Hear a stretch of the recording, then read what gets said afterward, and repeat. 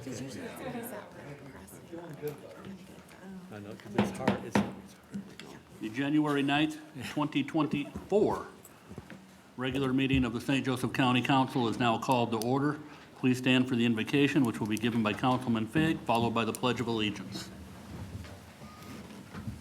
Let's pray. Our God and our Heavenly Father, we just thank you for this meeting here, our first regular meeting of this year. I ask your blessings upon this year. Help us to make decisions that will honor and glorify you and help the citizens of St. Joe County. And we ask these things in Jesus' name. Amen.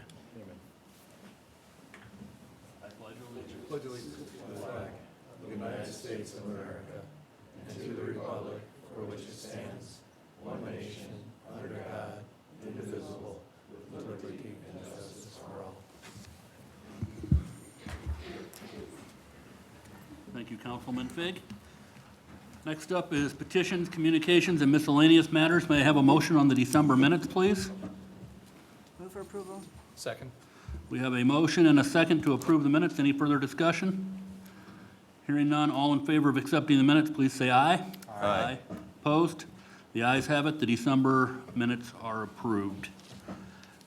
Next up is St. Joseph County Council Board appointments and reappointments. Mr. Morton? Mr. President, I would like to make a motion to reappoint Lance Roush to the Area Board of Zoning Appeals. Also, that motion would include an appointment of Randall L. Fig to the St. Joseph County Solid Waste Management District, and an appointment of Laura Pulliam to the Walkerton Lincoln Township Public Library. Thank you. Is there a second? Second. We have a motion and a second. Any further nominations? Any further discussion? Hearing none. All in favor of these appointments and reappointment, please say aye. Aye. Opposed? The ayes have it. Lance Roush is reappointed to the Area Board of Zoning Appeals. Randall L. Fig is appointed to the St. Joseph County Solid Waste Management District, and Laura Pulliam is appointed to the Walkerton Lincoln Township Public Library. That concludes our appointments and reappointments for tonight. Next up is a report from the county auditor.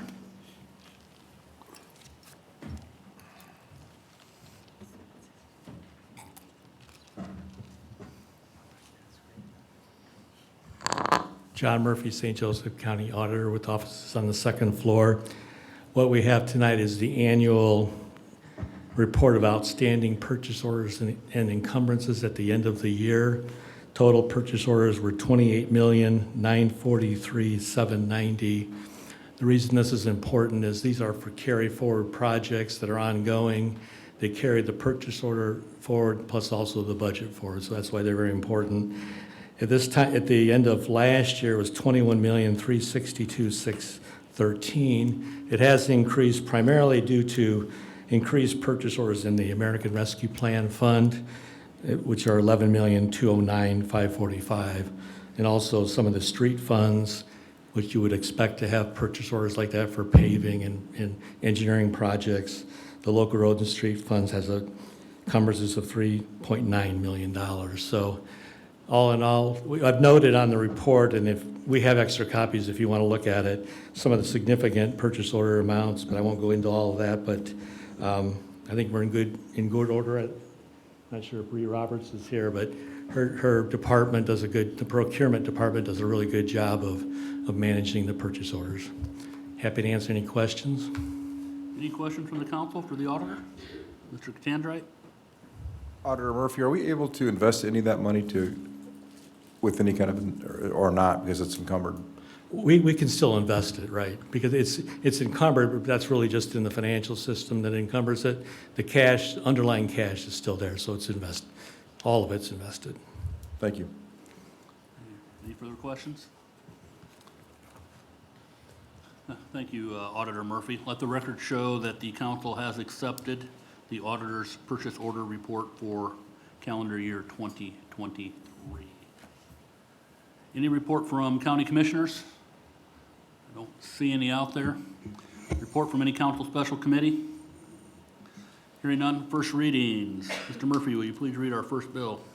Bill number 1-24, ordinance of the St. Joseph County Council approving the issuance of taxable general obligation bonds by the St. Joseph County Airport Authority for the purpose of providing funds to be applied to all or a portion of the cost of acquisition, construction, and equipping of car rental facilities and incidental cost in connection therewith, and to pay cost of issuance of the bonds, and approving the additional appropriation by the Airport Authority of the proceeds of the bond. Petitioner Phil Facenda. Bill number 1-24 is assigned to the Budget and Administration Committee. Bill number 2-24, an ordinance amending and supplementing Title 15 Land Usage, Chapter 154, Planning and Zoning of the St. Joseph County Code as amended for the property directly north and abutting 11771 Jefferson Road from B Business to C Commercial District. Petitioner Virginia Erickson, Revocable Trust. Bill number 2-24 is assigned to the Land Use Planning Committee. Bill number 3-24, an ordinance amending and supplementing Title 15 Land Usage, Chapter 154, Planning and Zoning of the St. Joseph County Code as amended for the property as portion of 11771 Jefferson Road from C Commercial District, site plan specific to C Commercial District, not site plan specific. Petitioner Erickson Real Estate Holdings, LLC. Bill number 3-24 is assigned to the Land Use Planning Committee. Bill number 4-24, an ordinance amending and supplementing Title 15 Land Usage, Chapter 154, Planning and Zoning of the St. Joseph County Code as amended for property at 11793 Jefferson Road and a portion of 11771 Jefferson Road from B Business and C Commercial Districts to R Single Family District. Petitioner Elijah and Christina Slayback and Erickson Real Estate Holdings, LLC. Bill number 4-24 is assigned to the Land Use and Planning Committee. Bill number 5-24, an ordinance amending and supplementing Title 15 Land Usage, Chapter 154, Planning and Zoning of the St. Joseph County Code as amended for property located at 56355 Ash Road from C Commercial District, site plan specific to C Commercial District. Petitioner United Steel Workers of America, District 7, Local 12273. Bill number 5-24 is assigned to the Land Use and Planning Committee. Bill number 6-24, an ordinance approving the petitioner for special use filed by ENI LLC for property located at 12670 State Road 23 Highway 23. Petitioner ENI LLC. Bill number 6-24 is assigned to the Land Use Planning Committee. That concludes our first readings. Next up is public hearing, public comment on fiscal matters. All fiscal matters were heard at our December committee meeting and discussed and by the council at that time. So tonight, we will simply hold the second reading, a public hearing, and a vote. Mr. Murphy, will you please read Bill number 167-23? Bill number 167-23, an ordinance appropriating and transferring monies for the purpose herein specified for the several departments herein listed of St. Joseph County government. Thank you. Is there anyone who wishes to speak in favor of any part of Bill 167-23? Is there anyone online? Seeing no one, is there anyone who wishes to speak in opposition to any part of Bill 167-23? Seeing no one in person, is there anyone online?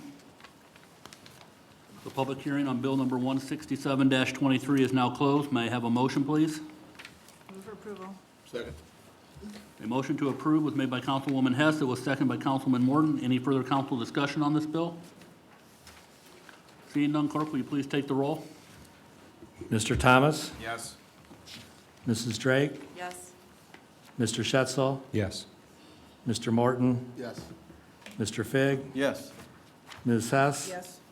Mr. Catanzarite? Yes. Mr. Tanner? Yes. President Root? Yes. Passed 9-0. Thank you. Let the record show that Bill number 167-23 was passed by a vote of 9-0. That concludes our fiscal matters for tonight. Next up is land use and planning. On bills number 162 and 163, we will hold a combined public hearing and a separate vote on these two bills. Clerk, will you please read Bill 162 and 163? Bill 162-23, an ordinance amending and supplementing Title 15 Land Usage, Chapter 154 Planning and Zoning of the St. Joseph County Code as amended for unaddressed property plus or minus .74 acres comprising of 2 parcels located northwest of the intersection of Twickenham Drive and Bulla Road from R Single Family District to U University District. Petitioner, University of Notre Dame du Lac. Bill number 163-23, an ordinance amending and supplementing Title 15 Land Usage, Chapter 154 Planning and Zoning of the St. Joseph County Code as amended for unaddressed property plus or minus 2.34 acres comprising of 10 parcels located southwest corner of the intersection of Twickenham Drive and Van Ness Street from R Single Family District to U University District. Petitioner, University of Notre Dame du Lac. Thank you. Committee report, please. Yes, Mr. President. Bill number 162-23 and Bill number 163-23 both come with a favorable recommendation. Thank you. Area plan? Abby Wiles, Area Plan Commission Director. These petitions concern 2 tracts of land, one located at the northwest corner of Twickenham and Bulla Road, and the other at the intersection of Twickenham and Van Ness. I'll just skip forward since we're going to do these as a combined public hearing. Both tracts of property are zoned R Single Family, and what is proposed to be rezoned is to U University. No improvement or changes are proposed to either tracts of property at this time. The petition is simply to ensure consistent zoning with the surrounding parcels. The properties in question are a wooded lot and athletic fields owned by the University of Notre Dame. In looking at the criteria that we must pay reasonable regard to when considering a rezoning proposal, there are no conflicts. As stated previously, this received a favorable recommendation from the Land Use Planning Committee and from the Area Plan Commission, and I'm happy to answer any questions if you have them. Any questions from the council for area plan? Hearing none. Petitioner? Good evening, Angela Smith from Dan Charner and Associates with offices located at 1643 Commerce Drive in South Bend. As Abby outlined, these are both parcels owned by the university. They both lie west of Twickenham Drive, already part of the university's campus for all intents and purposes. They've just been zoned R Single Family for a long time. We're kind of tidying up and cleaning up some of their property. And so the request is to take that from the single family district to U University, and we respectfully request your approval. I'd be happy to answer any questions. Any questions from the council? Angela, I don't have a question, but just a comment. Welcome back to the podium where you spent many, many hours, I think, over the years. I think it's your first time back, so. It is. Welcome It's back. different from the other side, but thank you. We will now open to public hearing on bills number 162 and 163. Is there anyone in the room who wishes to speak in favor of either bill?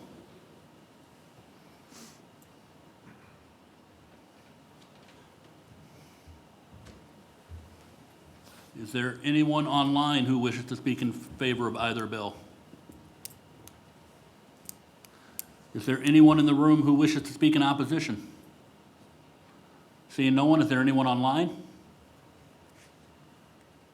Seeing no one, we will now close the public hearing on bill number 162 and 163-23. May I have a motion on bill number 162-23? Motion to approve. Second. Motion to approve was made by Councilman Figg, seconded by Councilman Tanner. Any further council discussion on 162-23? Seeing none, clerk, will you please take the roll? Mrs. Drake, Yes.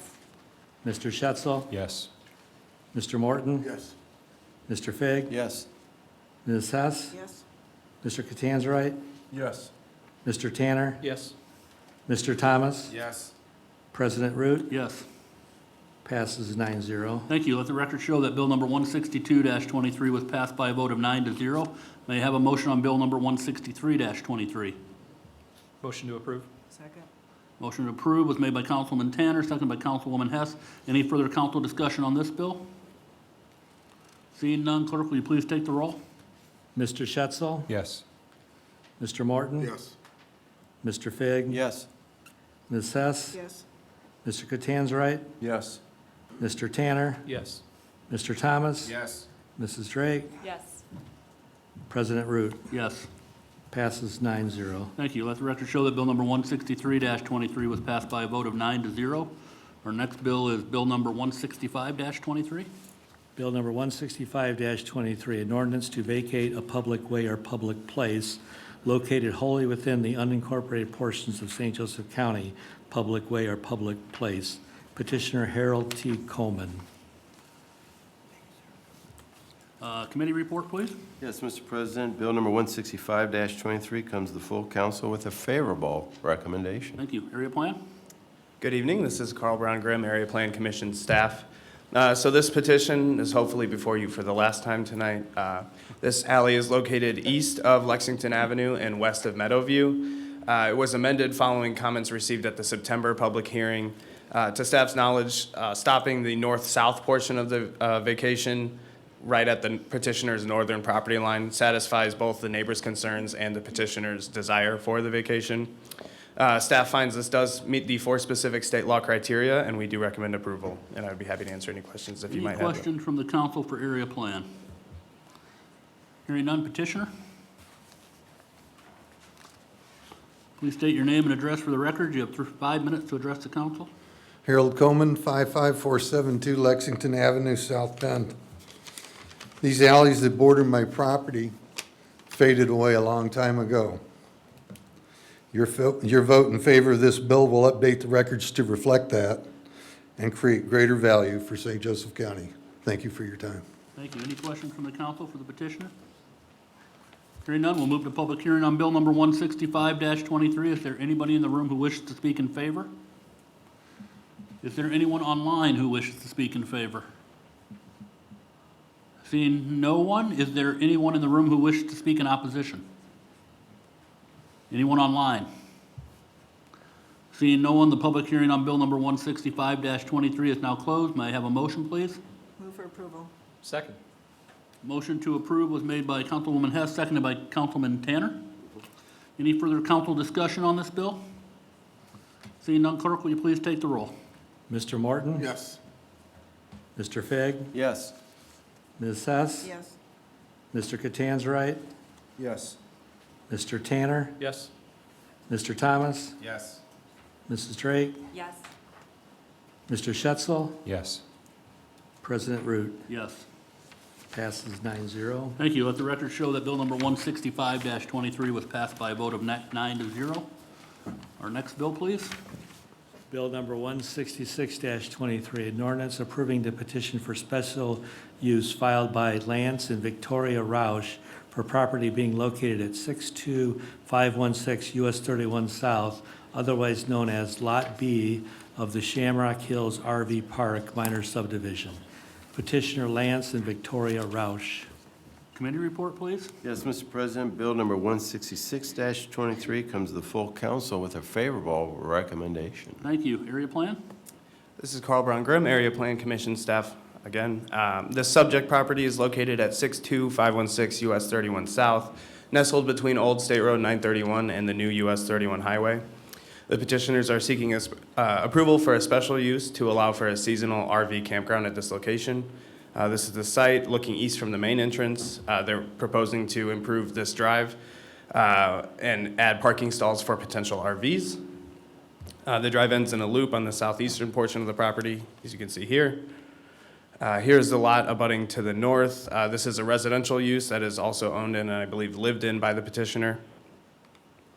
Access to the site will be off State Road 931. This is 931 looking north and looking south.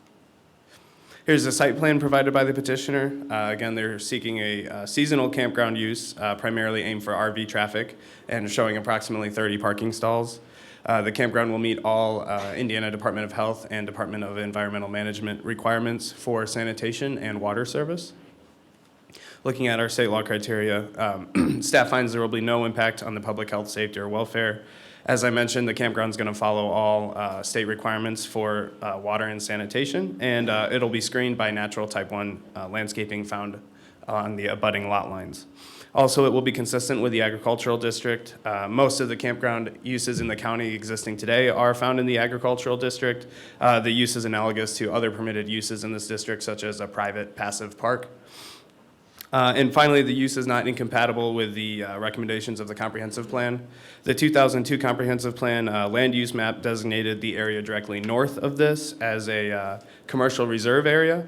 However, following the construction of the new US 31 highway, we would expect the commercial viability of this property as well as the surrounding area to increase in recent years.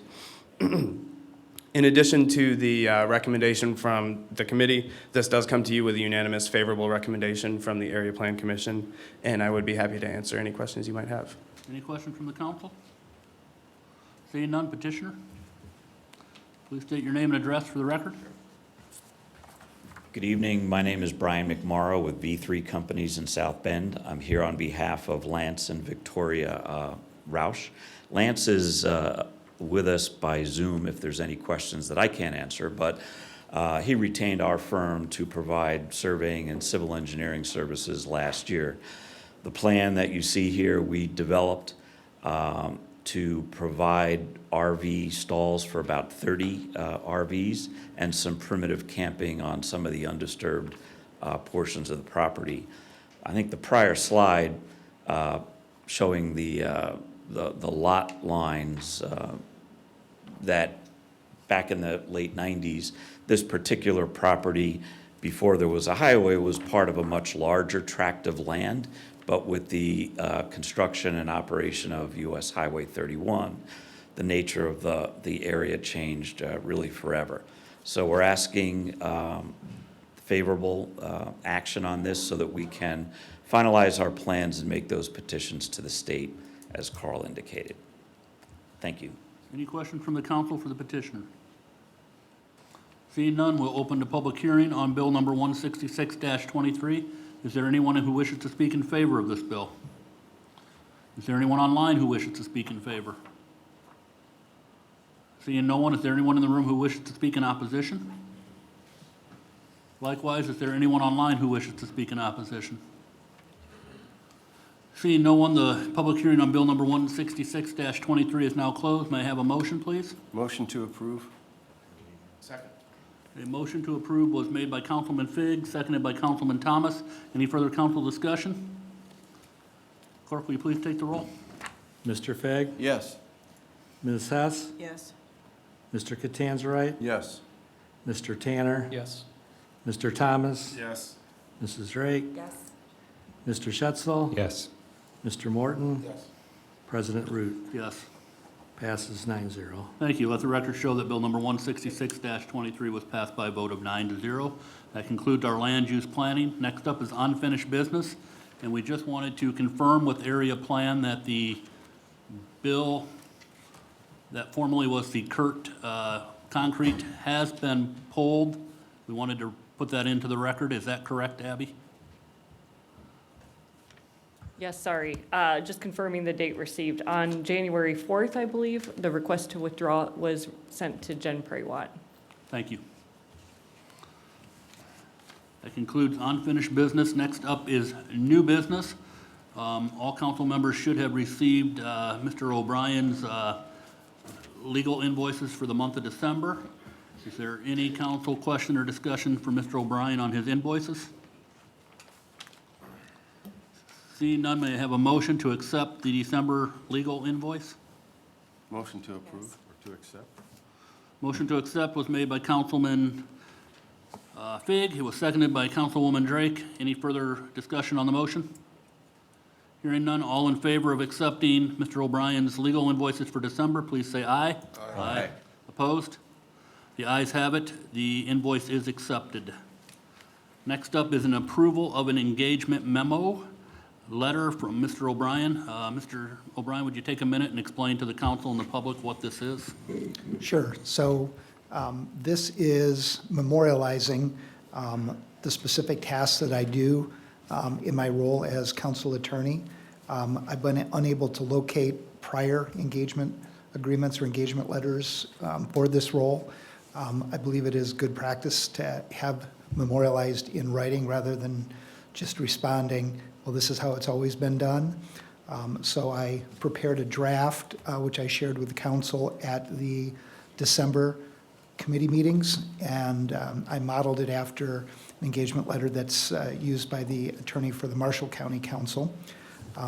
At the December committee meetings, Mr. Catanzarite had asked a question about charging for out-of-pocket costs and stuff related to copying and printing. So you'll note I gave you all, I think I gave you all an updated copy with the highlighted provisions indicating that I will not do that. I will make sure to utilize the copier here if I have voluminous copies, and if there's just a few copies, I'm not going to charge. And then I also added a sentence making it clear that this agreement does not supersede or trump the county council rules. There are specific council rules with regard to my role and also Ms. Prawatt's role, although that has nothing to do with this letter. So I would propose, if this is amenable, that council authorize Mr. Root to sign on behalf of the council. Any questions from the council for Mr. O'Brien on the engagement memo? Hearing none, may I have a motion? I'm sorry, I did have one question. Mr. Schetzel? Just a general explanation as to why you thought this was necessary. Right, so you might recall May or June, there was inquiry about billing with regard to the budget.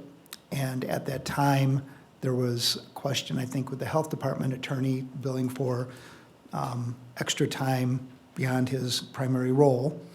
And when I learned of that, I disclosed, well, I also do that. I believe that's appropriate and is consistent with past practices, but it seemed that that was unknown.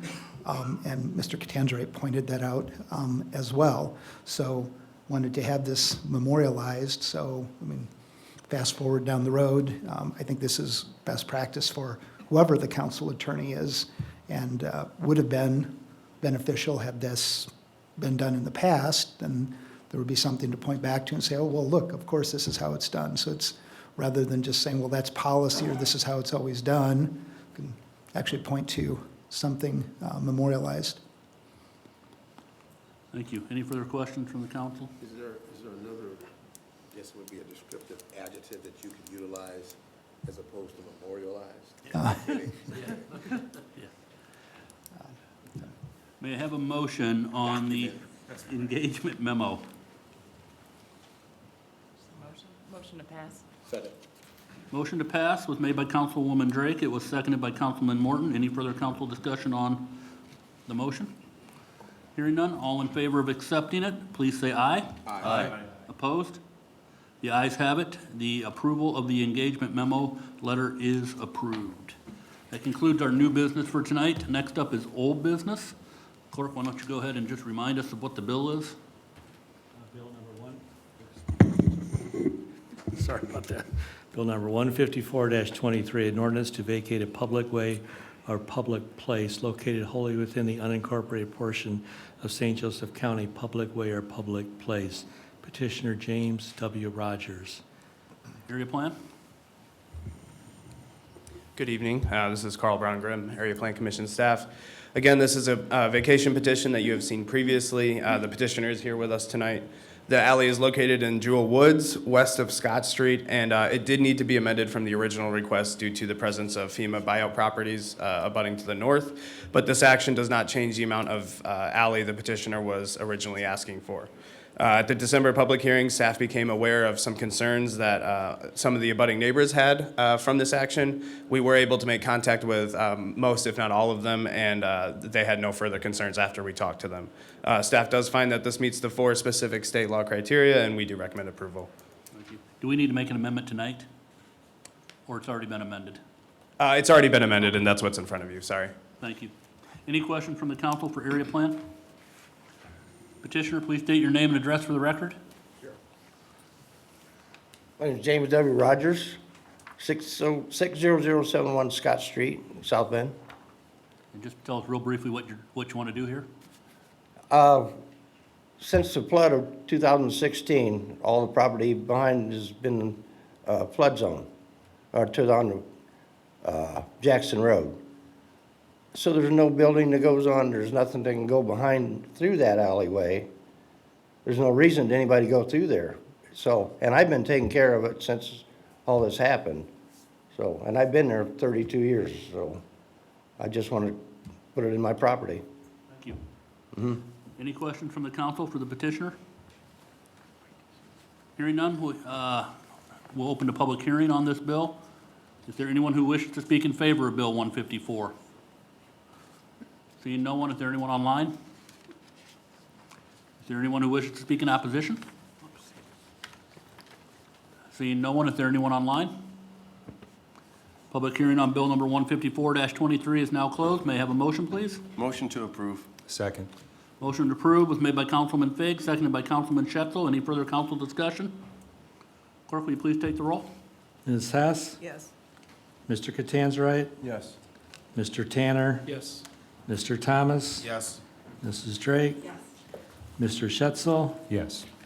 Mr. Morton? Mr. Fig? Yes. President Root? Yes. Passes 9-0. Thank you. Let the record show that bill number 154-23 was passed by a vote of 9-0. That concludes old business. Next up is privilege of the floor, limited to 3 minutes to any item not on tonight's agenda. Please give your name and address for the record. Is there anyone who'd like to take advantage?